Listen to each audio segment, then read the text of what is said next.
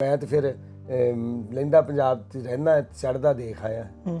मैं उत्थे देखिया कि अज भी जिहड़ा कुंडी डंडे दे विच मिर्चां कुट्टियां जांदियां, कोई रब नूं याद कर रहा, कोई गुरु नूं याद कर रहा, वो जिहड़ा रब नूं याद करके, अल्लाह नूं याद करके, अपने वड्कियां नूं याद करके जिहड़ा ओहदी फिर स्वाद आउंदा हांडी दा, वो ना किसी हवेली चों लभदा, वो ना किसी तंदूरी चों लभदा है।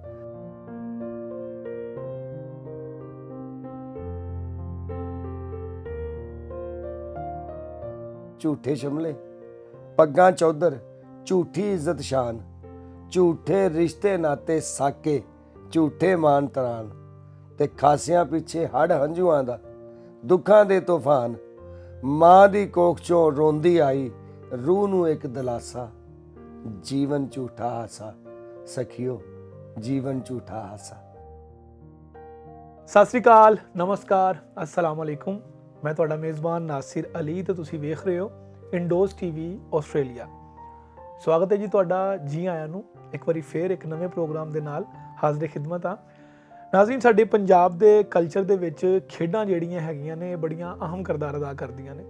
तो ਉਹਨਾਂ ਖੇਡਾਂ ਦੇ ਵਿੱਚ ਤੁਸੀਂ ਪੰਜਾਬ ਦੀ ਅਗਰ ਗੱਲ ਕਰੀਏ ਤੇ ਪੰਜਾਬ ਦੀਆਂ ਖੇਡਾਂ ਦੇ ਵਿੱਚ ਕਬੱਡੀ ਹੋ ਜਾਏ, ਰੈਸਲਿੰਗ ਹੋ ਜਾਏ, ਕੋਈ ਵੀ ਖੇਡ ਹੋਵੇ, ਕੰਪੇਅਰਿੰਗ ਕਰਨਾ, ਕਮੈਂਟਰੀ ਕਰਨ ਵਾਲਾ ਉਹਨਾਂ ਨੂੰ ਖਿਡਾਰੀਆਂ ਨੂੰ ਜੋਸ਼ ਇਸ ਤਰੀਕੇ ਨਾਲ ਦਿਲਾਉਂਦਾ ਹੈ ਕਿ ਖਿਡਾਰੀ ਉਸ ਮੈਦਾਨ ਦੇ ਵਿੱਚ ਫਿਰ ਆਪਣਾ ਭਰਪੂਰ ਕਿਰਦਾਰ ਅਦਾ ਕਰਦੇ ਨੇ।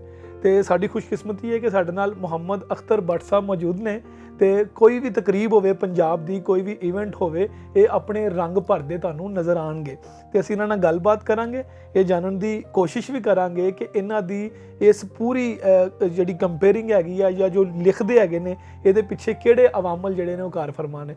अस्सलाम वालेकुम सर जी। जी वालेकुम सलाम जी। की हाल चाल ने? अल्लाह दा शुक्र है, बड़ा रब दी मेहरबानी है, करम है। अच्छा, सब तो पहला सवाल मैं करांगा कि ਜਦੋਂ ਕਬੱਡੀ ਦਾ ਕੋਈ ਮੈਚ ਹੋ ਰਿਹਾ ਹੋਵੇ ਜਾਂ ਰੈਸਲਿੰਗ ਦਾ ਮੈਚ ਹੋ ਰਿਹਾ ਹੋਵੇ, ਖਿਡਾਰੀਆਂ ਨੂੰ ਜੋਸ਼ ਦਿਲਾਉਣ ਲਈ ਤੁਹਾਡੇ ਵੱਡੇ ਵੱਡੇ ਸ਼ੇਰ, ਵੱਡੇ ਵੱਡੇ ਸ਼ਬਦ, ਵੱਡੇ ਵੱਡੇ ਅਲਫਾਜ਼ ਉਹਨਾਂ ਨੂੰ ਜੋਸ਼ ਦਿਲਾਉਂਦੇ ਨੇ, ਤੁਹਾਨੂੰ ਮੋਟੀਵੇਟ ਕਰਨ ਲਈ ਕਿਹੜੀ ਚੀਜ਼ ਜੋਸ਼ ਦਿੰਦੀ ਹੈਗੀ? ਦੇਖੋ ਜੀ, ਪਹਿਲੀ ਗੱਲ ਹੈ ਕਿ ਮੈਂ ਜਦੋਂ ਵੀ ਕੋਈ ਵੀ ਪੰਜਾਬੀ ਦੀ ਗੱਲ ਆਉਂਦੀ ਆ ਤੇ ਫਿਰ ਮੈਂ ਕਹਿੰਦਾ ਹੈ ਕਿ ਮੈਂ ਪੰਜਾਬੀ, ਪੰਜਾਬ ਦਾ ਰਹਿਣ ਵਾਲਾ, ਇਹ ਪੰਜਾਬੀ ਮੇਰੀ ਬੋਲੀ ਹੈ, ਠੀਕ ਹੈ, ਇਹ ਆਲਣਾ ਮੈਨੂੰ ਮਾਂ ਵਰਗਾ, ਇਸ ਆਲਣੇ 'ਚ ਮੈਂ ਚੁੰਝ ਖੋਲੀ ਹੈ।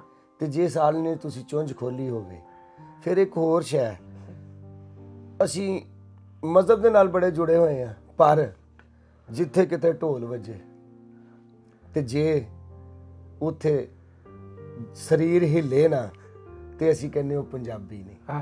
ਤੇ ਸਾਡੇ ਵੱਡਕੇ ਕਹਿੰਦੇ ਹੁੰਦੇ ਸੀ ਕਿ ਜਿੰਨੇ ਕਿੱਲੇ ਮੱਝ ਨਹੀਂ ਬੰਨੀ ਤੇ ਪਿੰਡੇ ਧੋਤੀ ਨਹੀਂ ਬੰਨੀ, ਉਹਨੂੰ ਪੰਜਾਬੀ ਕਹਾਉਣ ਦਾ ਹੱਕ ਹੀ ਕੋਈ ਨਹੀਂ।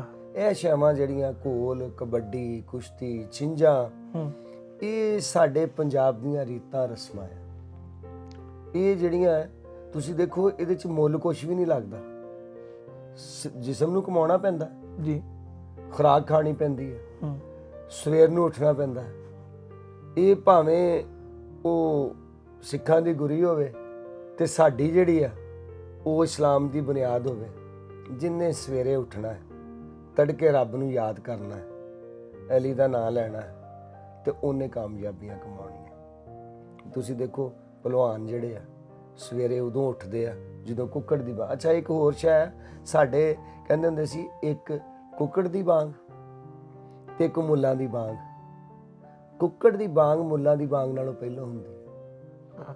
ਹੁਣ ਜਿਹੜਾ ਕੁੱਕੜ ਦੀ ਬਾਂਗ ਨਾਲ ਉੱਠਦਾ ਹੈ ਤੇ ਉਸ ਵੇਲੇ ਕੱਲਾ ਯਾਰ ਰੱਬ, ਅੰਬਰ, ਧਰਤੀ, ਤਾਰੇ ਤੇ ਬੰਦਾ ਕੱਲਾ, ਤੇ ਫਿਰ ਮਿੱਟੀ ਨਾਲ ਮਿੱਟੀ ਹੋਣਾ, ਉਸ ਵੇਲੇ ਆਪੇ ਰੱਬ ਯਾਦ ਆਉਂਦਾ, ਉਸ ਵੇਲੇ ਆਪੇ ਗੁਰੂ ਯਾਦ ਆਉਂਦਾ, ਉਸ ਵੇਲੇ ਸਾਰੀਆਂ ਹੀ ਬਾਣੀਆਂ ਯਾਦ ਆ ਜਾਂਦੀਆਂ ਜਿਹੜੀਆਂ ਸਿੱਧਾ ਰੱਬ ਨਾਲ ਮਿਲਾ ਦਿੰਦੀਆਂ। ਇਸ ਤੋਂ ਕੁਸ਼ਤੀ, ਘੋਲ, ਕਬੱਡੀ, ਇਹ ਜਿਹੜੇ ਆ, ਇਹ ਅਸੀਂ ਕਹਿੰਦੇ ਆ ਕਿ ਤਸੱਵੁਫ ਨਾਲ, ਸੂਫੀਆਂ ਨਾਲ ਇਹ ਲੁਕਾਈ ਦੇ ਖੇਡਾਂ ਹੈ।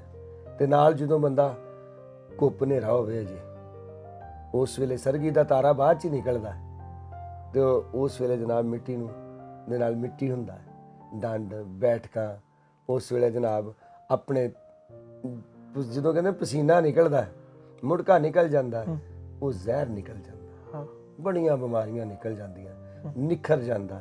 ਤੇ ਜਦੋਂ ਅੰਦਰ ਦਾ ਮੈਲ ਨਿਕਲ ਜਾਵੇ ਤੇ ਫਿਰ ਜਨਾਬ ਛਾਤੀਆਂ ਪਿੰਡੇ। ਬਲਕਿ ਇੱਕ ਹੋਰ ਸ਼ੈ ਆ, ਸਾਡੇ ਤੇ ਇਹ ਰਿਵਾਜ ਸੀਗਾ, ਮੁੱਕ ਗਈਆਂ ਉਹ ਸਾਰੀਆਂ ਗੱਲਾਂ, ਉਹ ਰੀਤਾਂ ਰਸਮਾਂ ਰਿਵਾਜਾਂ ਖਰੇ ਕਿੱਥੇ ਚਲੀਆਂ ਗਈਆਂ। ਹੁਣ ਤੇ ਉਦੋਂ ਇਹ ਹਾਲ ਹੁੰਦਾ ਸੀ ਕਿ ਤੁਹਾਡੇ ਵਰਗਾ ਕੋਈ ਗੱਭਰੂ ਦੇਖਣਾ, ਕੋਈ ਸੋਹਣਾ ਮੁੰਡਾ ਦੇਖਣਾ ਤੇ ਕਹਿਣਾ ਜੀਓ ਪੁੱਤਰਾ, ਉਹਨੂੰ ਸ਼ਾਬਾਸ਼ ਦਿੱਤੀ ਜਾਣੀ। ਤੇ ਜੇ ਆਪਣੀ ਬੀਟ ਦਾ, ਆਪਣੇ ਇਲਾਕੇ ਦਾ ਜਵਾਨ ਉੱਥੇ ਕਿਤੇ ਕੁਸ਼ਤੀ ਕਰਕੇ ਆਇਆ, ਘੋਲ ਕੇ ਆਇਆ, ਤੇ ਉਹਦੇ ਉੱਤੇ ਨੋਟ ਵਾਰ ਦੇਣੇ। ਜ਼ਨਾਨੀਆਂ ਨੇ ਚੁੱਪ ਕਰਕੇ ਨੇਰੇ ਜਾ ਕੇ ਉਹਨੂੰ ਘਿਓ ਦੇ ਆਉਣਾ, ਐ ਲੈ ਪੁੱਤਰਾ ਖਾ, ਤੇ ਫਿਰ ਕਹਿਣਾ ਸਾਡਾ ਮੁੰਡਾ ਹੈ। ਤੇ ਫਿਰ ਇੱਕ ਇਹ ਵੀ ਵੇਲਾ ਸੀਗਾ ਜਦੋਂ ਕਿਤੇ ਜੰਜਾਂ ਹੁੰਦੀਆਂ ਸੀ, ਬਰਾਤਾਂ ਜਾਂਦੀਆਂ ਸੀ, ਤੇ ਕਹਿਣਾ ਵੀ ਤੂੰ ਉਹ ਮੁੰਡੇ ਨੂੰ ਜ਼ਰੂਰ ਸੱਦਿਓ, ਕਿਉਂ ਬਰਾਤ ਸੋਹਣੀ ਆਵੇ। ਜੇ ਲਾੜੇ ਦੇ ਨਾਲ ਸੋਹਣੇ ਗੱਭਰੂ ਜਵਾਨ ਹੋਣ, ਉਹਨੂੰ ਰੀਤਾਂ ਰਸਮਾਂ ਰਿਵਾਜਾਂ ਦੇਸ ਨਿਕਾਲੇ ਚਲੀਆਂ ਗਈਆਂ। ਅੱਜ ਜੇ ਅਸੀਂ ਪੰਜਾਬੀ ਨਹੀਂ ਬੋਲਾਂਗੇ ਤੇ ਸਾਡੇ ਬੱਚਿਆਂ ਨੂੰ ਕਿੱਥੋਂ ਕਚੀਚੀ ਦਾ ਪਤਾ ਲੱਗੇਗਾ, ਕਿੱਥੋਂ ਉਹਨਾਂ ਨੂੰ ਜਿਹੜਾ ਹੈਗਾ ਇਹ ਜਿਹੜੀਆਂ ਜਨਾਬ ਆ ਮੁੱਛ ਨੂੰ ਵੱਟ ਦੇਣਾ। ਇਹ ਦਰਅਸਲ ਕੁਛ ਲੋਕੀ ਐਵੇਂ ਕਹਿ ਦਿੰਦੇ ਜੀ ਇਹ ਤਕੱਬਰ ਗਰੂਰ ਕੋਈ ਨਹੀਂ। ਇਹ ਜਿਹੜੇ ਅੰਦਰ ਕਿਤੇ ਜਿਹੜਾ ਜ਼ੋਰ ਹੁੰਦਾ ਹੈ, ਇਹ ਪੱਟਾਂ ਦਾ ਜ਼ੋਰ ਹੁੰਦਾ। ਜਦੋਂ ਚੜ੍ਹਦੀ ਕਲਾ ਹੋਵੇ ਤੇ ਇਹ ਫਿਰ ਇਸ ਚੀਜ਼ ਦੀ ਨਿਸ਼ਾਨੀ ਹੈ ਕਿ ਇਸ ਧਰਤੀ ਦੇ ਜਿਹੜੇ ਜਵਾਨ ਆ ਇਹ ਭੈਣਾਂ ਦੇ ਸਿਰਾਂ ਤੇ ਦੁਪੱਟੇ ਦੇ ਸਕਦੇ ਆ। ਜੇ ਵੇਲਾ ਆਵੇ ਤੇ ਧਰਤੀ ਮਾਂ ਵਾਸਤੇ ਆਪਣੇ ਆਪ ਨੂੰ ਕੁਰਬਾਨ ਵੀ ਕਰ ਦਿੰਦੇ ਆ। ਇੱਕ ਹੋਰ ਸ਼ੈ ਸਾਡੇ ਬਚਪਨੇ 'ਚ, ਕਿਉਂ ਜੇ ਅਸੀਂ ਹੁਣ ਅੱਧੀ ਸਦੀ ਤੋਂ ਬਹੁਤੇ ਦੇ ਆ, ਤੇ ਮੈਂ ਤੇ ਫਿਰ ਲਹਿੰਦਾ ਪੰਜਾਬ 'ਚ ਰਹਿੰਦਾ, ਚੜ੍ਹਦਾ ਦੇਖ ਆਇਆ। ਮੈਂ ਉੱਥੇ ਦੇਖਿਆ ਕਿ ਅੱਜ ਵੀ ਜਿਹੜਾ ਕੁੰਡੀ ਡੰਡੇ ਦੇ ਵਿੱਚ ਮਿਰਚਾਂ ਕੁੱਟੀਆਂ ਜਾਂਦੀਆਂ, ਕੋਈ ਰੱਬ ਨੂੰ ਯਾਦ ਕਰ ਰਿਹਾ, ਕੋਈ ਗੁਰੂ ਨੂੰ ਯਾਦ ਕਰ ਰਿਹਾ। ਉਹ ਜਿਹੜਾ ਰੱਬ ਨੂੰ ਯਾਦ ਕਰਕੇ, ਅੱਲਾ ਨੂੰ ਯਾਦ ਕਰਕੇ, ਆਪਣੇ ਵੱਡਕਿਆਂ ਨੂੰ ਯਾਦ ਕਰਕੇ ਜਿਹੜਾ ਉਹਦੀ ਫਿਰ ਸਵਾਦ ਆਉਂਦਾ ਹਾਂਡੀ ਦਾ, ਉਹ ਨਾ ਕਿਸੇ ਹਵੇਲੀ 'ਚੋਂ ਲੱਭਦਾ, ਉਹ ਨਾ ਕਿਸੇ ਤੰਦੂਰੀ 'ਚੋਂ ਲੱਭਦਾ, ਉਹ ਹੋਰ ਕਿਸੇ ਥਾਂ ਤੋਂ ਨਹੀਂ ਲੱਭਦਾ। ਜਿਹੜਾ ਮਾਂ ਦੇ ਹੱਥ ਦੀ ਉਹ ਜਿਹੜਾ ਲੂਣ ਮਿਰਚਾਂ ਕੁੱਟੀਆਂ ਹੁੰਦੀਆਂ ਸੀ, ਉਹਦੇ ਪਿੱਛੇ ਵੀ ਕੀ ਸੀਗਾ ਕਿ ਮੁੱਲਾਂ ਦੀ ਬਾਂਗ ਵੇਲੇ ਮਾਵਾਂ ਜਿਹੜੀਆਂ ਨਾ ਬੌਕਰ ਫੇਰ ਲੈਂਦੀਆਂ ਸੀ, ਤੇ ਜਿਹੜੇ ਕਰਦੇ ਸੀ ਉਹ ਕੁੱਕੜ ਦੀ ਬਾਂਗ ਵੇਲੇ ਵੱਡੇ ਜਿਹੜੇ ਸੀ ਜਵਾਨ ਉੱਠ ਖਲੋਂਦੇ ਸੀ। ਉਹ ਜਦੋਂ ਉਸ ਵੇਲੇ ਜਿਹੜੀ ਕਮਾਈ ਕੀਤੀ ਜਾਂਦੀ ਹੈ, ਰੱਬ ਨੇੜੇ ਹੁੰਦਾ ਤੇ ਮਿੱਟੀ ਨੇੜੇ ਹੁੰਦੀ ਹੈ, ਤੇ ਉਹਨੂੰ ਮਲ ਕੇ ਤੇ ਸਰੀਰ ਫਿਰ ਆਪੇ ਨਿਖਰ ਜਾਂਦਾ। ਉਹ 'ਚ ਮੈਲ ਰਹਿੰਦੀ ਹੀ ਨਹੀਂ, ਉਹਦੇ 'ਚ ਕਿਸੇ ਕਿਸਮ ਦਾ ਜ਼ਹਿਰ ਰਹਿੰਦਾ ਹੀ ਨਹੀਂ। ਤੇ ਇਸੇ ਤੋਂ ਉਹ ਤੁਸੀਂ ਦੇਖਦੇ ਹੋ ਬਈ ਕਿਸੇ ਵੀ ਇਲਾਕੇ ਦਾ ਖਿਡਾਰੀ ਹੋਵੇ, ਉਹ ਜਦੋਂ ਮੈਦਾਨ 'ਚ ਉਤਰਦਾ ਹੈ ਤੇ ਉਹ ਧਰਤੀ ਨੂੰ ਜਨਾਬ ਚੁੰਮਦਾ ਹੈ, ਕੰਨਾਂ ਨਾਲ ਹੱਥ ਲਾਉਂਦਾ ਹੈ ਆਪਣੇ ਕੰਨਾਂ ਤੱਕ, ਤੇ ਨਾਲ ਉਸ ਰੱਬ ਨੂੰ ਸੋਹਣੇ ਦਾ ਨਾਮ ਤੇ ਆਉਂਦਾ ਕਿ ਐ ਮਾਲਕਾ, ਹੁਣ ਇਹ ਜਿਹੜਾ ਜਿਸਮ ਆ ਅੱਗੇ ਵੀ ਤੇਰਾ ਹੀ ਸੀ, ਇਹਨੂੰ ਮੈਂ ਕਮਾਇਆ ਤੇ ਮੇਰੀਆਂ ਮਾਵਾਂ ਭੈਣਾਂ ਦਾ, ਮੇਰੇ ਜਵਾਨਾਂ ਦਾ, ਮੇਰੇ ਇਲਾਕੇ ਦਾ, ਮੇਰੇ ਵੱਡਕਿਆਂ ਦਾ ਜਿਹੜਾ ਹੈ ਨਾ, ਇਹ ਹੁਣ ਤੂੰ ਇਹਦੀ ਲੱਜ ਰੱਖੀ, ਇਹ ਸ਼ਿਮਲਾ ਜਿਹੜਾ ਉੱਚਾ ਹੀ ਰਵੇ। ਐਵੇਂ ਕਹਿੰਦੇ ਸੀ ਉਹ ਲੜ ਲਮਕਾ ਕੇ। ਹੁਣ ਕਿੱਥੇ, ਹੁਣ ਸਰੀਰ ਹੀ ਨਹੀਂ ਰਹੇ, ਪਿੰਡੇ ਹੀ ਨਹੀਂ ਰਹੇ। ਉਹ ਹੁਣ ਤੇ ਉਹ ਕਹਿੰਦੇ ਉਹ ਚੂਰੀਆਂ ਵਾਲੇ ਛੰਨੇ ਹੀ ਮੁੱਕ ਗਏ, ਰਾਂਝੇ ਪਰਦੇਸਾਂ ਨੂੰ ਤੁਰ ਗਏ, ਤੇ ਹੀਰਾ ਜਿਹੜੀਆਂ ਉਹਨਾਂ ਛੰਨੇ ਵੇਚ ਛੱਡੇ। ਤੇ ਇਹ ਜਿਹੜੀਆਂ ਸ਼ੈਵਾਂ ਆ, ਇਹ ਗੱਲਾਂ ਅਸੀਂ ਸੁਣੀਆਂ। ਅਸੀਂ ਉਸ ਵੇਲੇ ਸਾਡੇ ਦੌਰ 'ਚ ਆਲਮ ਲੋਹਾਰ ਦਾ ਜਿਹੜਾ ਸੀ ਨਾ ਜੀ, ਉਹ ਲੱਗਦਾ ਹੁੰਦਾ ਸੀਗਾ ਅਕਸਰ ਮੇਲਿਆਂ ਦੇ ਉੱਤੇ। ਉਹਨਾਂ ਦਾ ਥੀਏਟਰ ਲੱਗਦਾ ਸੀ, ਨੈਸਨ ਭੱਟੀ ਦਾ ਥੀਏਟਰ ਲੱਗਦਾ ਸੀ, ਬਾਲੀ ਜੱਟੀ ਦਾ, ਮਿਰਜ਼ਾ ਸਾਹਿਬਾਂ ਪੜ੍ਹੀ ਜਾਂਦੀ ਸੀ। ਤੇ ਪਿੰਡਾਂ ਦੇ ਵਿੱਚ ਇੱਕ ਦੋ ਬੈਠਕਾਂ, ਉਹਨੂੰ ਵੱਡੀ ਹੁੰਦੀ ਚੁਪਾਲ ਕਹਿੰਦੇ ਸੀ, ਲੇਕਿਨ ਕੁਛ ਬੈਠਕਾਂ ਇੰਜੀਆਂ ਸੀਗੀਆਂ ਜਿੱਥੇ ਹੀਰ ਪੜ੍ਹੀ ਜਾਂਦੀ ਸੀ, ਮੀਆਂ ਮੁਹੰਮਦ ਬਖਸ਼ ਦਾ ਕਲਾਮ ਪੜ੍ਹਿਆ ਜਾਂਦਾ ਸੀ। ਉਹਦੇ ਨਾਲ ਕੀ ਸੀਗਾ ਕਿ ਗੁਰੂਆਂ ਦੀਆਂ ਬਾਣੀਆਂ ਵੀ ਯਾਦ ਹੋ ਜਾਂਦੀਆਂ ਸੀ, ਵੱਡਿਆਂ ਦੇ ਖਾਨ। ਸਾਡੀਆਂ ਤੇ ਦਾਦੀਆਂ ਨਾਨੀਆਂ ਜਿਹੜੀਆਂ, ਉਹ ਤੇ ਨਸੀਹਤ ਹੀ, ਉਹ ਤੇ ਗਾਲ ਵੀ ਖਾਣ ਦੇ ਨਾਲ ਕੱਢਦੀਆਂ ਸੀ। ਯਾਨੀ ਉਹ ਇੱਦਾਂ ਅੰਦਰ ਹੀ ਅੰਦਰ ਸਰੀਰ ਦੇ ਨਾਲ ਸਾਹਾਂ ਦੇ ਨਾਲ ਪੰਜਾਬੀ ਬੋਲੀ ਜਿਹੜੀ ਆ ਉਹ ਸਾਡੇ ਅੰਦਰ ਵਸਦੀ ਜਾਂਦੀ। ਮਤਲਬ ਉਹ ਚੀਜ਼ਾਂ ਨੇ ਤੁਹਾਨੂੰ ਇਨਸਪਾਇਰ ਕੀਤਾ, ਉਹ ਚੀਜ਼ਾਂ ਨੇ ਤੁਹਾਨੂੰ ਮਤਲਬ ਬੜਾਵਾ ਦਿੱਤਾ ਹੈਗਾ। ਜੁਗਨੀ ਹੋ ਗਈ, ਆਲਮ ਲੋਹਾਰ ਦੀ, ਠੀਕ ਹੈ, ਜਾਂ ਅਨਾਇਤ ਸੈਨ ਭੱਟੀ ਦੇ ਗਾਣੇ ਹੋ ਗਏ। ਅੱਛਾ, ਇਹ ਜਿੰਨੇ ਵੀ ਅਵਾਰਡ ਨੇ, ਜਿੰਨੀਆਂ ਵੀ ਟਰਾਫੀਆਂ ਨੇ ਤੁਹਾਡੇ ਕੋਲ, ਇਹਦੇ ਪਿੱਛੇ ਇੱਕ ਲੰਬੀ ਜਦੋਜਹਿਦ ਹੈਗੀ, ਇੱਕ ਲੰਬੀ ਸਟਰਗਲ ਹੈਗੀ ਹੈ। ਤੁਸੀਂ ਲਿਖਦੇ ਵੀ ਹੋ, ਉਸ ਤੋਂ ਬਾਅਦ ਕੰਪੇਅਰਿੰਗ ਵੀ ਕਰਦੇ ਹੋ। ਇਹ ਸਾਰਾ ਤੁਹਾਡੀ ਤਬੀਅਤ ਦੇ ਜਿਹੜੇ ਮਜ਼ਾਜ, ਮੁਖਤਲਿਫ ਮਜ਼ਾਜ ਨੇ, ਕੰਪੇਅਰਿੰਗ ਕਰਨਾ ਹੋਰ ਚੀਜ਼ ਹੈ, ਪੰਜਾਬੀ ਲਿਖਣਾ ਹੋਰ ਚੀਜ਼ ਹੈ। ਇਹ ਕਿਸ ਤਰ੍ਹਾਂ ਆਇਆ, ਕਿੱਥੋਂ ਆਇਆ? ਜੀ ਮੈਂ ਉਹੀ ਦੱਸਣ ਡਿਆ ਕਿ ਪਹਿਲੀ ਗੱਲ ਤੇ ਹੈ ਕਿ ਉਸ ਵੇਲੇ ਜਦੋਂ ਲਿਖਣ ਵਾਲਾ ਕੰਮ, ਡਿਜੀਟਲ ਦੌਰ ਹੀ ਨਹੀਂ ਸੀ ਹੈਗਾ, ਤੇ ਪਿੰਡਾਂ ਦੇ ਵਿੱਚ ਸਪੀਕਰ ਲੱਗੇ ਹੁੰਦੇ ਸੀ, ਸਪੀਕਰਾਂ 'ਚ ਗਾਣੇ ਚੱਲਦੇ ਹੁੰਦੇ ਸੀ। ਅੱਛਾ, ਜਿਹੜੇ ਉਸ ਵੇਲੇ ਦੇ ਜਿਹੜੇ ਪਪੂਲਰ ਹੁੰਦੇ ਸੀ, ਜਿਹੜੇ ਉਸ ਵੇਲੇ ਸਾਰੇ ਲੋਕਾਂ ਨੂੰ ਲੁਕਾਈ ਨੂੰ ਯਾਦ ਹੋ ਜਾਂਦੇ ਸੀ। ਅੱਛਾ, ਸਾਡੇ ਵੀ ਕੰਨਾਂ ਦੇ ਵਿੱਚ ਉਹ ਨਹਿਰ ਵਾਲੇ ਪੁਲ ਤੇ ਬੁਲਾ ਕੇ ਉਹ ਜਿਹੜਾ ਗਾਣਾ ਆ ਤੁਸੀਂ ਯਾਦ ਵੀ ਨਹੀਂ ਕਰਨਾ, ਤੁਹਾਨੂੰ ਯਾਦ ਹੋ ਗਿਆ।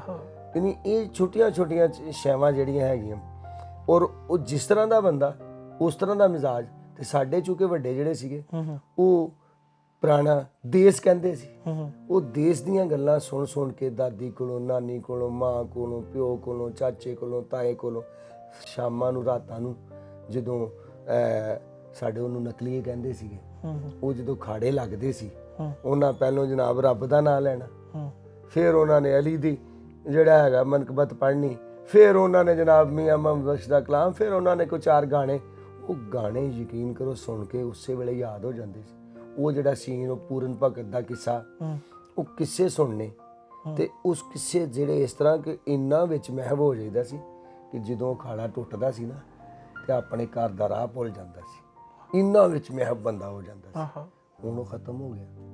ਫਿਰ ਰੇਡੀਓ ਜਦੋਂ ਸੀ, ਰੇਡੀਓ ਤੇ ਭਾਵੇਂ ਜੇ ਰੇਡੀਓ ਇੰਡੀਆ ਆ ਤੇ ਉਹਨਾਂ ਦੇ ਗਾਣੇ, ਤੇ ਜੇ ਪੰਜਾਬ ਪਾਕਿਸਤਾਨੀ ਆ ਤੇ ਪਾਕਿਸਤਾਨੀ ਜਿੰਨੇ ਸੀਗੇ ਲੋਕ ਗੁਲੂਕਾਰ, ਮੈਨੂੰ ਪਾਰ ਲੰਘਾ ਦੇਵੇ ਘੜਿਆ ਮਿੰਤਾਂ ਤੇਰੀਆਂ ਕਰਦੀ, ਠੀਕ ਹੈ ਨਾ ਜੀ। ਉਹ ਮੈਂ ਮਤਲਬ ਇਹ ਗੱਲਾਂ ਜਿਹੜੀਆਂ ਸੀਗੀਆਂ, ਵਾਰਾਂ, ਕਿੱਸੇ, ਕਹਾਣੀਆਂ ਦੱਸ ਉਹ ਸੁਣ ਕੇ ਕੰਨ 'ਚ। ਫਿਰ ਜਦੋਂ ਆਏ ਆਪਣਾ ਐਕੈਡੈਮਿਕ ਵੱਲ ਆਏ, MA ਪੰਜਾਬੀ ਮੈਂ ਕਰਨ ਦੀ ਵਜ੍ਹਾ ਹੀ ਇਹ ਸੀ, ਮੈਂ ਬਲਕਿ ਅਕਸਰ ਕਹਿੰਦਾ ਹੁੰਦਾ ਕਿ ਆ ਦੇਖੋ ਅੱਜ ਵੀ ਹੋ ਗਏ ਪਾਪੜ ਕਰਾਰੇ, ਉਹ ਜਦੋਂ ਕੰਨ 'ਚ ਪੈਂਦੇ ਆ, ਉਹ ਭਾਵੇਂ ਅੰਗਰੇਜ਼ੀ ਬੋਲਣ ਵਾਲਾ, ਉਹ ਭਾਵੇਂ ਉਰਦੂ ਬੋਲਣ ਵਾਲੀ ਮਾਂ ਆ, ਉਹ ਭਾਵੇਂ ਫਾਰਸੀ ਬੋਲਣ ਵਾਲੀ ਮਾਂ ਆ, ਪਰ ਜੋ ਪਾਪੜ ਕਰਾਰੇ ਕਹਿਣ ਦਾ ਸਵਾਦ ਆਉਂਦਾ ਹੈ ਉਹ ਕਿਸੇ ਹੋਰ ਜ਼ੁਬਾਨ 'ਚ ਨਹੀਂ ਆਉਂਦਾ। ਇਹ ਸਾਡੇ 'ਚ ਰਚ ਵਸ ਗਈ ਸੀ। ਤੇ ਫਿਰ ਜਦੋਂ ਕਿਤੇ ਮੌਕਾ ਮਿਲਿਆ ਉੱਥੇ ਫਿਰ ਅਸੀਂ ਦੂਸਰੀ, ਮੈਂ ਕਹਿੰਦਾ ਕਿ ਸਾਡੇ ਦੌਰ ਦੇ ਜਿਹੜੇ ਮਸ਼ਹੂਰ ਸੀਗੇ ਲੋਕ, ਲੈਜੈਂਡ ਲੋਕ ਸੀ, ਅਸੀਂ ਉਹਨਾਂ ਨੂੰ ਸੁਣਦੇ ਸੀ। ਸ਼ਾਮ ਨੂੰ ਜਿੱਥੇ ਕਿਤੇ ਡੇਰਾ, ਜਿੱਥੇ ਕਿਤੇ ਲੋਕ ਵੱਡੇ ਬੈਠੇ, ਇੱਕ ਟੈਲੀਵਿਜ਼ਨ, ਉਹਨਾਂ ਨਿਜ਼ਾਮਦੀਨ ਦੀਆਂ ਗੱਲਾਂ ਸੁਣਨੀਆਂ, ਧਰਤੀ 5 ਦਰਿਆਵਾਂ ਦੀ ਸੁਣਨੀ, ਉਹਨਾਂ ਨੇ ਜਨਾਬ ਰਾਵੀ ਤੇ ਚਨਾਬ ਪ੍ਰੋਗਰਾਮ ਸੁਣਨੇ। ਉਹ ਹਾਸਾ ਮਜ਼ਾਕ ਤੇ ਸੰਜੀਦਾ ਗੱਲਾਂ ਤੇ ਸਿੱਧੀਆਂ ਸਿੱਧੀਆਂ ਪੱਧਰੀਆਂ ਗੱਲਾਂ, ਦੀਨ ਨਾਲ ਜੁੜੀਆਂ ਗੱਲਾਂ, ਰੱਬ ਨਾਲ ਜੁੜੀਆਂ ਗੱਲਾਂ, ਲਕਾਈ ਨਾਲ ਜੁੜੀਆਂ ਗੱਲਾਂ। ਉਹ ਇੱਕ ਸਕਾਫਤ ਵੀ ਦਾ ਪਤਾ ਲੱਗੀ ਜਾਂਦਾ ਸੀ, ਤਹਿਜ਼ੀਬ ਦਾ ਪਤਾ ਲੱਗੀ ਜਾਂਦਾ ਸੀ, ਕਲਚਰ ਦਾ ਪਤਾ ਲੱਗੀ ਜਾਂਦਾ ਸੀ, ਆਪਣੇ ਵਸੇਬ ਦਾ ਪਤਾ ਲੱਗੀ ਜਾਂਦਾ ਸੀ। ਤੇ ਰੂਹ ਜਿਹੜੀ ਹੈ ਨਾ ਉਹਨੂੰ ਗਜ਼ਾ ਮਿਲਦੀ ਰਹਿੰਦੀ ਸੀ। ਉਹ ਜਨਾਬ ਪਹਿਲੀ ਗੱਲ ਤੇ ਉਹ ਗੁੜਤੀ ਦੇ ਵਿੱਚ ਪੰਜਾਬੀ ਸੀ, ਫਿਰ ਘਰ ਦੇ ਵਿੱਚ ਇਹ ਜਿਹੜੀਆਂ ਗੱਲਾਂ ਬਾਤਾਂ। ਸਾਲ ਬਾਅਦ ਜਨਾਬ ਸਾਨੂੰ ਇੱਕ ਹੋਰ ਇੰਸਪੀਰੇਸ਼ਨ ਹੁੰਦੀ ਸੀ, ਬਈ ਜਿਹੜਾ ਬੱਚਾ ਛੁੱਟੀਆਂ ਦਾ ਕੰਮ ਪਹਿਲਾਂ ਕਰ ਲਊਗਾ ਉਹ ਜੀ ਬਾਬਾ ਜੀ ਦੇ ਮੇਲੇ ਤੇ ਜਾਊਗਾ, ਉਹ ਚਾਚਾ ਜੀ ਦੇ ਮੇਲੇ ਤੇ ਜਾਊਗਾ, ਉਹ ਫਲਾਂ ਜਗ੍ਹਾ ਤੇ ਜਾਊਗਾ। ਮੇਲੇ ਤੇ ਸਾਨੂੰ ਸਾਰੀ ਤਹਿਜ਼ੀਬ ਮਿਲਦੀ, ਉਹ ਜਲੇਬ, ਉਹ ਲੱਡੂ, ਉਹ ਬਦਾਨੇ, ਉਹ ਦਵਾਣੇ, ਉਹ ਪਕੌੜੇ, ਉਹ ਜੀ ਜਨਾਬ ਆਲੂ ਛੋਲੇ, ਜਿਹੜਾ ਉਹਦਾ ਸਵਾਦ ਸੀ 1 ਰੁਪਈਆ ਤੇ 18 ਛਾਵਾਂ, ਤੇ ਜਿਹੜੇ ਪੰਘੂੜੇ, ਉਹ ਜਿਹੜੀਆਂ ਪੀਂਘਾਂ, ਕੁੜੀਆਂ ਚਿੜੀਆਂ, ਮੁੰਡੇ ਬਾਬੇ, ਚਾਚਾ ਤਾਇਆ ਫੁੱਫੜ ਮਾਸਰ, ਹਰ ਇੱਕ ਨੂੰ ਕਹਿਣਾ, ਭਾਵੇਂ ਕੋਈ ਰਿਸ਼ਤਾ ਵੀ ਨਹੀਂ ਸੀ, ਚਾਚਾ ਜੀ ਕੀ ਹਾਲ। ਉਹ ਪੱਗ ਦੇ ਤੁਰਲੇ, ਉਹ ਦੁਆਬੇ ਦੀ ਪੱਗ ਕਿੱਥੇ ਚਲੀ ਗਈ, ਉਹ ਅੰਮ੍ਰਿਤਸਰ ਦੀ ਪੱਗਾਂ ਕਿੱਥੇ ਚਲੀਆਂ ਗਈਆਂ। ਉਹ ਮਤਲਬ ਜਿਹੜਾ ਇਲਾਕਾ, ਉਸ ਇਲਾਕੇ ਦੀ ਪੱਗ, ਉਹਦਾ ਸ਼ਿਮਲਾ, ਉਹਦਾ ਤੁਰਲਾ, ਉਹਦੀ ਇਹ ਸ਼ੈਵਾਂ ਜਿਹੜੀਆਂ ਸੀ ਅਸੀਂ ਦੇਖੀਆਂ। ਤੇ ਅਸੀਂ ਫਿਰ ਜਦੋਂ ਸਾਨੂੰ ਸਟੇਜ ਮਿਲਿਆ ਉੱਥੇ ਜਾ ਕੇ ਫਿਰ ਬੋਲੀਆਂ, ਲੋਕਾਂ ਨੂੰ ਦੱਸੀਆਂ। ਔਰ ਇਹ ਤੁਹਾਨੂੰ ਪਤਾ ਹੈ ਜਿਹੜੀ ਗੱਲ ਦਿਲੋਂ ਨਿਕਲੇ ਅਸਰ ਬੜਾ ਕਰਦੀ ਹੈ। ਤੁਹਾਡੀ ਇਸੇ ਗੱਲ ਨੂੰ ਮੈਂ ਇੱਥੋਂ ਅੱਗੇ ਲੈ ਕੇ ਟੁਰਾਂਗਾ ਕਿ ਤੁਸੀਂ ਸਾਡਾ ਕਲਚਰ, ਰੇਤਲ ਤੇ ਵਸੇਬ ਨੂੰ ਤੁਸੀਂ ਇੰਜ ਬਿਆਨ ਕੀਤਾ ਕਿ ਉਹ ਮੇਰੇ ਦਿਮਾਗ ਦੇ ਵਿੱਚ ਉਹ ਸਾਰੀ ਰੀਲ ਚੱਲਣੀ ਸ਼ੁਰੂ ਹੋ ਗਈ। ਕਲਚਰ ਮੁੱਕਣ ਲੱਗੇ ਬੜਾ ਅਰਸਾ ਲੱਗਦਾ ਹੈਗਾ, ਪਰ ਸਾਡੇ ਕਲਚਰ ਨੂੰ 30 ਤੋਂ 40 ਸਾਲਾਂ 'ਚ ਬੜਾ ਨੁਕਸਾਨ ਪਹੁੰਚਿਆ ਹੈਗਾ। ਤੁਸੀਂ ਇਸ ਗੱਲ ਨਾਲ ਮੇਰੀ ਮੁਤਫਿਕ ਹੋਵੋਗੇ, ਐਗਰੀ ਕਰੋਗੇ ਕਿ ਸਾਡਾ ਤੁਸੀਂ ਜਿਹੜੀ ਗੱਲਾਂ ਦੱਸ ਰਹੇ ਹੋ ਸਾਨੂੰ ਹੁਣ ਨਜ਼ਰ ਨਹੀਂ ਆ ਰਹੀਆਂ। ਇਹਦੇ ਪਿੱਛੇ ਕੀ ਵਜ੍ਹਾ ਹੋ ਸਕਦੀ ਹੈ? ਇਹਨੂੰ ਕੋਈ ਅਸੀਂ ਸਾਜ਼ਿਸ਼ ਕਹਿ ਲਈਏ, ਇਹਨੂੰ ਅਸੀਂ ਕੋਈ ਮੀਡੀਆ ਦਾ ਪ੍ਰੋਪੇਗੈਂਡਾ ਕਹਿ ਲਈਏ, ਇਹਨੂੰ ਕੀ ਕਹਿ ਲਈਏ ਕਿ ਸਾਡਾ ਜਿਹੜਾ ਉਹ ਕਲਚਰ ਜਿਹੜਾ ਤੁਸੀਂ ਦੱਸ ਰਹੇ ਹੋ ਉਹਦੇ ਬਹੁਤ ਘੱਟ ਨਾਮੋ ਨਿਸ਼ਾਨ ਤੇ ਆਸਾਰ ਹੁਣ ਨਜ਼ਰ ਆਉਂਦੇ ਹੈਗੇ ਨੇ। ਹੁਣ ਉਹ ਬੱਚੇ, ਉਹ ਗੱਭਰੂ ਨਹੀਂ ਨਜ਼ਰ ਆਉਂਦੇ ਹੈਗੇ, ਹੁਣ ਉਹ ਖੇਡਾਂ, ਉਹ ਮੇਲੇ ਨਹੀਂ ਨਜ਼ਰ ਆਉਂਦੇ। ਕਿੱਥੇ ਗਏ? ਇਹਦਾ ਜ਼ਿੰਮੇਦਾਰ ਕੌਣ ਆ? ਇਹਨੂੰ ਅਸੀਂ ਦੁਬਾਰਾ ਕਿੱਦਾਂ ਕਰ ਸਕਦੇ?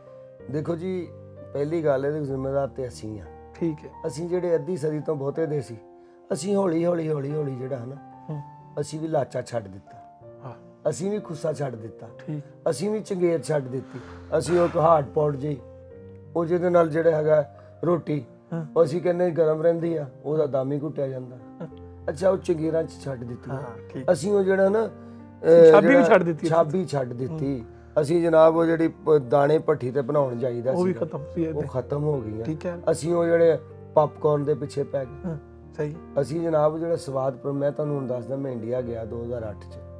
ਉੱਥੇ ਕੋਈ ਦੋ ਸੱਜਣ ਮਿੱਤਰ ਜਿਹੜੇ ਹੈਗੇ ਆ, ਇਹ ਦੇਖ ਕੇ ਵੀ ਭਾਈ ਆ ਲੈਲਪੁਰੀ ਆ, ਉਹ ਪੁੱਛਦੇ ਸਾਡੇ ਭਟਕਿਆਂ ਦਾ ਇਲਾਕਾ ਕਿਹੜਾ ਹੈ, ਐ ਸਮੁੰਦਰੀ ਦਾ ਕਿਹੜਾ ਹੈ ਜੀ, ਗੋਜਰੇ ਦਾ ਕਿਹੜਾ ਆ, ਜੜ੍ਹਾਂ ਵਾਲੇ ਦਾ ਕਿਹੜਾ ਆ, ਯਾਰ ਸਾਡੇ ਨਨਕਾਣਾ ਸਾਹਿਬ ਦਾ ਕਿਹੜਾ ਹੈ। ਉਹ ਜਿਹੜੇ ਸਾਥੀ ਆ, ਅਸੀਂ ਉੱਥੇ ਇੱਕ ਚਲੇ ਗਏ ਕਿਸੇ ਦੇ ਸਰਾਰ ਤੇ ਨਾ ਜੀ, ਹਾਲਾਂਕਿ ਅਸੀਂ ਸਟੇਟ ਗੈਸਟ ਸੀਗੇ, ਪਰ ਉਹ ਚਲੇ ਗਏ ਉੱਥੇ। ਤੇ ਉਹਨੇ ਕਿਹਾ ਭਾਜੀ ਬਾਕੀ ਸ਼ੈਵਾਂ ਜਿਹੜੀਆਂ ਉੱਥੇ ਹੋਣੀਆਂ ਹੀ ਹੋਣੀਆਂ, ਅੱਜ ਮਾਂ ਦੇ ਘਰ ਦੇ ਪਰੌਂਠੇ ਤੇ ਅਚਾਰ ਲੈ ਕੇ ਆਇਆ, ਤੇ ਬਾਹਰ ਉਹਦੇ ਲਿਖਿਆ ਸੀਗਾ MBBS ਡਾਕਟਰ। ਹੁਣ ਉਹ ਪਰੌਂਠੇ, ਬਲਾਂ ਵਾਲੇ ਪਰੌਂਠੇ, ਉਹ ਸਾਗ, ਉਹ ਲੱਸੀ, ਹੌਲੀ ਹੌਲੀ ਅਸੀਂ ਵੀ ਅੱਖਾਂ ਮੀਟ ਲਈਆਂ। ਜਾਣ ਬੁੱਝ ਕੇ ਅਸੀਂ ਇਹਦੇ ਪਿੱਛੇ ਨਾ ਮਾਡਰਨਿਜ਼ਮ ਦੇ ਪਿੱਛੇ। ਬਿਲਕੁਲ, ਇਹ ਮਾਡਰਨਿਜ਼ਮ ਕੋਈ ਨਹੀਂ ਹੈਗਾ। ਜੋ ਮੈਨੂੰ ਸਵਾਦ ਜਿਹੜਾ ਨਾ ਜੀ, ਉਹ ਕਟੋਰੀ 'ਚ ਆਉਂਦਾ ਸੀ, ਛੰਨਾ ਹੁੰਦਾ ਸੀ। ਅੱਛਾ, ਇੱਕ ਗੜਵੀ ਹੁੰਦੀ ਸੀ। ਬਿਲਕੁਲ, ਉਹ ਕਿੱਥੇ, ਉਹ ਅਸੀਂ ਕੀ ਕੀਤਾ, ਅੱਗੇ ਭਾਂਡੇ ਕਲੀ ਕਰਾਉਣ ਵਾਲਾ ਹੁੰਦਾ ਸੀ, ਉਹ ਇੱਕ ਸਿਸਟਮ ਸੀਗਾ, ਉਹਨੂੰ ਦੇਖਣਾ, ਉਹਦਾ ਇੱਕ ਬਾਸ਼ਨਾ ਜਿਹੜੀ ਸੀ ਨਾ, ਉਹਦੇ ਨਾਲ ਹੀ ਤਾਕਤ ਮਿਲ ਜਾਂਦੀ ਸੀ। ਸੋਨੇ ਦੇ ਵਰਗ ਖਾਣ ਨਾਲ ਉਨੀ ਨਹੀਂ ਸੀ ਤਾਕਤ ਆਉਂਦੀ, ਜਿੰਨੀ ਉਹ ਬਹਿ ਕੇ ਦੇਖਣਾ ਕਿਸ ਤਰ੍ਹਾਂ ਉਹ ਕੋਲਿਆਂ ਦੇ ਉੱਤੇ ਕਿਸ ਤਰ੍ਹਾਂ ਧੁਨਕੀ ਨਾਲ ਉਹਨੂੰ ਫੂਕ ਮਾਰਦਾ ਹੈ, ਕਿਸ ਤਰ੍ਹਾਂ ਉਹ ਕਲੀ ਹੋ ਜਾਂਦਾ, ਫਿਰ ਉਹਨੂੰ ਪੜਛੱਤੀਆਂ ਤੇ ਰੱਖਣਾ। ਸ਼ੈਵਾਂ ਜਿਹੜੀਆਂ ਅਸੀਂ ਆਸਤਾ ਆਸਤਾ ਆਪ ਹੀ ਘਰੋਂ ਕੱਢ ਦਿੱਤੀਆਂ। ਤੂੰ ਕਹਿੰਦੇ ਨਾ ਗਵਾਚੀ ਰੂਹ, ਉਹ ਸਾਡੀ ਰੂਹ ਗਵਾਚ ਗਈ। ਹਾਂ, ਇਹ ਤੁਹਾਡੇ ਵਰਗੇ ਜਿਹੜੇ ਚੈਨਲ ਆ, ਇਹ ਤੁਹਾਡੇ ਵਰਗੇ ਗੱਭਰੂ ਆ, ਸਾਨੂੰ ਤੁਹਾਡੀਆਂ ਇਹਨਾਂ ਕੋਸ਼ਿਸ਼ਾਂ ਤੋਂ, ਤੁਹਾਡੀਆਂ ਇਹ ਜਿਹੜੀਆਂ ਤੁਸੀਂ ਇੱਕ ਮੈਂ ਸਮਝਦਾ ਇਨੀਸ਼ੀਏਟ ਕੀਤਾ, ਆਗਾਜ਼ ਕੀਤਾ, ਇਹ ਦੇ ਨਾਲ ਮਾਯੂਸ ਨਹੀਂ। ਅਸੀਂ ਦੁਬਾਰਾ ਤੋਂ ਜੇ ਸਾਡੇ ਜਿਹੜੇ ਸਿੱਖ ਭਰਾ ਆ ਇੰਡੀਆ 'ਚ ਉੱਠ ਕੇ ਕੈਨੇਡਾ ਨੂੰ ਕੈਨੇਡਾ ਬਣਾ ਸਕਦੇ ਤੇ ਫਿਰ ਥੋੜਾ ਜਿੰਨੀ ਖਾਈ ਜ਼ਰੂਰ ਆਉਂਦੀ ਆ ਕਿਸੇ ਵੀ ਕੰਮ ਨੂੰ ਦੁਬਾਰਾ ਜਦੋਂ ਸ਼ੁਰੂ ਕਰਨਾ ਹੈ। ਤੇ ਜਦੋਂ ਤੁਸੀਂ ਆਪਣੇ ਵੱਡਿਆਂ ਦੀਆਂ ਗੱਲਾਂ ਸੁਣੋਗੇ, ਤੁਸੀਂ ਉਹ ਜਿਹੜਾ ਨਾ, ਕਿਸੇ ਨੂੰ ਪਤਾ ਹੀ ਨਹੀਂ ਛੇਲੜ ਦਾਤਰੀ ਕੀ ਹੁੰਦੀ ਹੈ, ਕਿਸੇ ਨੂੰ ਪਤਾ ਹੀ ਨਹੀਂ ਉਹ ਜਿਹੜੀਆਂ ਘੁੰਗਣੀਆਂ ਕੀ ਹੁੰਦੀਆਂ, ਉਹ ਹੋਬੜੂ ਕੀ ਹੁੰਦਾ, ਫੂਕਣੀ, ਭੁੱਬਲ ਨਹੀਂ ਪਤਾ ਹੀ ਨਹੀਂ, ਬਲਮਾਂ ਦਾ ਪਤਾ ਹੀ ਨਹੀਂ, ਛਵੀਆਂ ਦਾ ਪਤਾ ਹੀ ਨਹੀਂ। ਹਾਂਜੀ, ਉਹ ਕਟਰ ਆ ਗਏ ਹੁਣ ਜਿਹੜੇ ਆ, ਉਹ ਜਨਾਬ ਆਟੋਮੈਟਿਕ ਜਿਹੜੀਆਂ ਸ਼ੈਵਾਂ, ਨਹੀਂ ਤੇ ਜਨਾਬ ਗੰਢਾ ਚੀਰਨਾ, ਅੱਖਾਂ ਦੇ ਵਿੱਚੋਂ ਅੱਥਰੂ ਨਹੀਂ ਸੀ ਵਗਦੇ, ਉਹ ਮੈਲ ਸਾਰੀ ਨਿਕਲ ਜਾਂਦੀ। ਉਹਦੇ ਨਾਲ ਜਿਹੜਾ ਹੈਗਾ ਉਹਦੀ ਰੋਸ਼ਨੀ, ਜਦੋਂ ਸਰੋਂ ਦਾ ਸਾਗ ਦੇਖਣਾ, ਜਦੋਂ ਉੱਥੋਂ ਬਾਤੂ ਤੋੜਨ ਜਾਂਦੀਆਂ ਸੀ ਤੇ ਗੰਦਲਾਂ ਤੋੜਦੀ ਹੈ ਮਟਿਆਰੇ ਨੇ, ਜ਼ਰਾ ਮੁੱਖ ਨੂੰ ਇੱਧਰ ਮੋੜ ਵਰਗੀਆਂ, ਉਹ ਸ਼ਾਇਰੀਆਂ ਵੀ ਮੁੱਕ ਗਈਆਂ, ਉਹ ਗੱਲਾਂ ਵੀ ਮੁੱਕ ਗਈਆਂ, ਉਹ ਕਹਿੰਦੇ ਨਾ ਕਲਮਾਂ ਵੀ ਮੁੱਕ ਗਈਆਂ, ਉਹ ਦੁਹਾਤਾਂ ਵੀ ਮੁੱਕ ਗਈਆਂ। ਲੇਕਿਨ ਮੈਂ ਸਮਝਦਾ ਉਹ 'ਚ ਤੁਹਾਡਾ ਕਸੂਰ ਕੋਈ ਨਹੀਂ, ਉਹਦੇ 'ਚ ਕਸੂਰ ਆ ਕਿ ਅਸੀਂ ਨਾ ਰਾਤੋਂ ਰਾਤ ਪੰਡ ਬੰਨਣ ਦੀ ਕੋਸ਼ਿਸ਼ ਕੀਤੀ, ਜਦੋਂ ਕਿ ਪੰਡ ਬੰਨਣ ਵਾਸਤੇ ਇੱਕ ਕਿਤੇ ਕੜੀ, ਕਿਤੇ ਟਹਿਣੀ, ਕਿਤੇ ਲੱਕੜੀ, ਕਿਤੇ ਤੰਦ, ਕਿਤੇ ਕੱਖ ਇਕੱਠਾ ਕਰਨਾ ਪੈਂਦਾ, ਫੇਰ ਪੰਡ ਬਣਦੀ ਹੈ ਮਿੱਸੀ ਰੋਟੀ ਬਣਾਉਣ ਲਈ।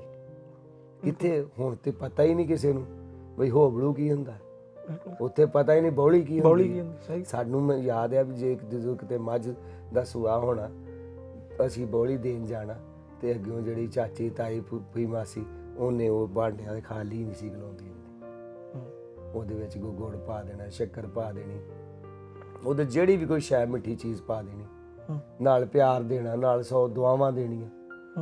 ਭਾਈ ਜੀ ਹੁਣ ਤੇ ਸੌਰੀ ਤੇ ਥੈਂਕਸ ਤੇ ਗਾ ਕੇ ਗੱਲ ਮੁੱਕ ਗਈ।